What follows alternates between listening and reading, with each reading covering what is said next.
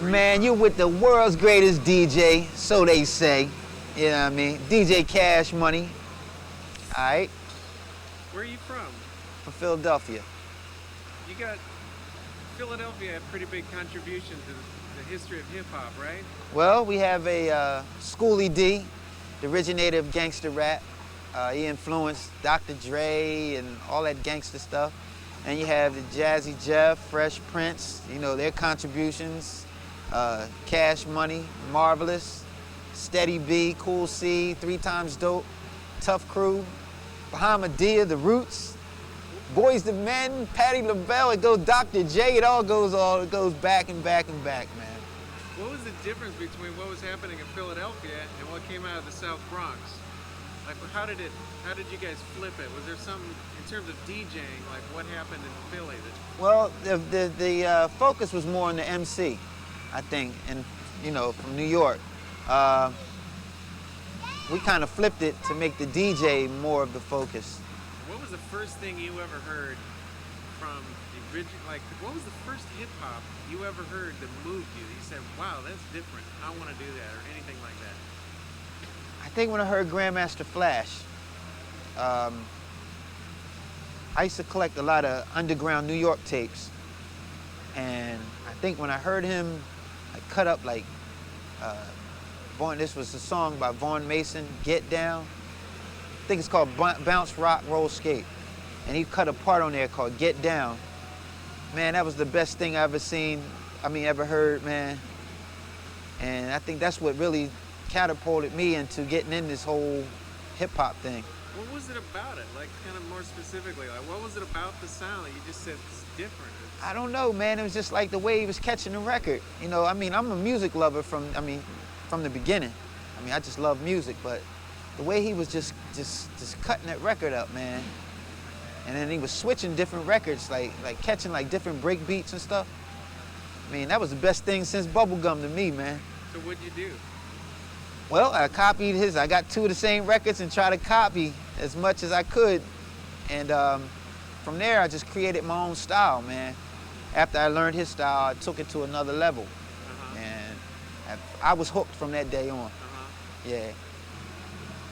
I come from a small town, like the suburbs of Philadelphia. And what happened was, getting into the city, see, Jazzy Jeff was the man in the city. Me and him linked up. He got me a few parties and stuff like that.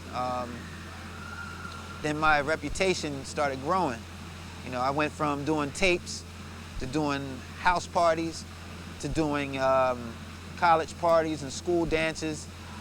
Then I started doing parties up in like different states. Then from there, I entered this thing called the New Music Seminar, which was in New York. And that kind of like catapulted my whole career. It kind of worked out beautifully because I had an album. I was signed to Sleeping Bag Records. So you got the new release.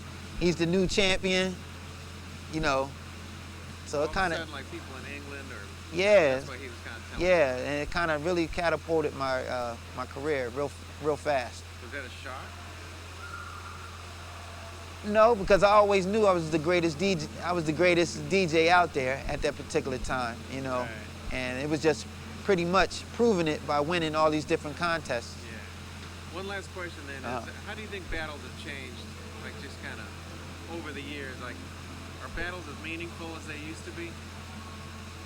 No, what? I don't think, I think they are, but the battles are meaningful, but it's the type of DJs that are in there now. It's like, I can't sit through a DMC battle, and it's not, I'm not discrediting DMC, but it's the actual performers, the DJs themselves. How can you, they sound like the same, like if one DJ goes on, the next DJ sounds like the next DJ. Yeah.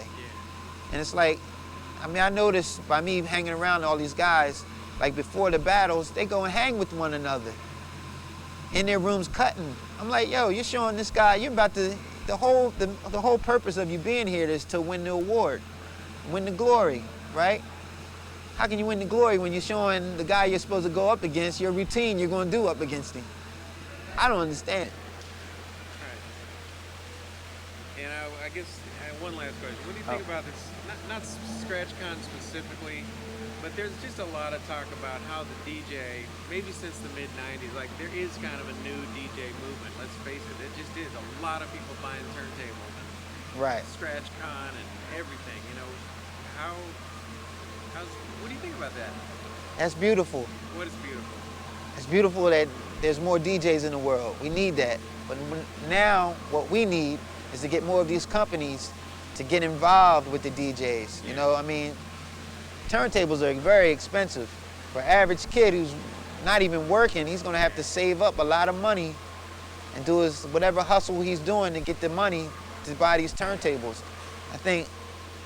I know the companies don't ask the DJs to buy their equipment or whatever, but come on, you have to give something back. You know, you have to. Cool. You know, Where'd you get your name from? DJ Cash Money came from, I play basketball, and I'll say it, I'm real good at playing ball, all right? Every time I used to shoot, everybody used to say, oh, that's money. So, but at that particular era, everybody was a grandmaster or a cut master, something. Right. So I didn't want to be called the same name as everybody else. So I just applied Cash Money, added DJ, boom, here I am. Cool. You know what I mean? Anything else? One thing, yeah. You said you're real good at basketball, and there's a level of confidence you have and a level of like humility you have. How do you balance the two, and is that important with people? Confidence is very important because you have to know when you're performing, if you show any sign of weakness with your crowd's gonna know it. If you don't show, like, whenever I perform, I mean, I'm really a humble guy, but when the camera's on, I'm confident, man, because it's showtime.